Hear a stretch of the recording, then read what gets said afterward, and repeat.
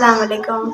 मेरे भाई निके निके बच्चे हैगा, असी बहुत गरीब हैगा, भाई जोगे पैसे नहीं। ये वेख लो मेरा घर का हाल, असी भावलपुर दे हैगा, साडा ये हालात है, तुसी वेखदे पए सी।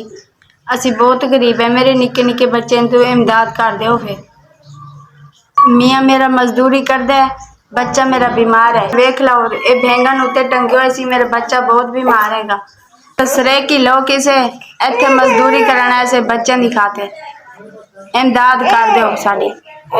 ना खान दुए कुछ है ना पीन दुए, बच्चों वास्ते ना मदद की जावे। फिर बहुत बीमार है, असा बहुत मजबूर ही से मदद दो साडी।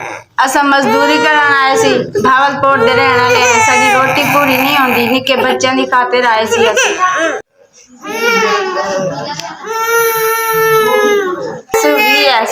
तुसी सानू 5000 रुपया दिता, अल्लाह तुहानू खुशी देवे मेरे बच्चों की खातिर। साडी दुआ हैगा तुहानू तरक्कियां देवे, कामयाब करे अल्लाह तुहानू बहुता देवे।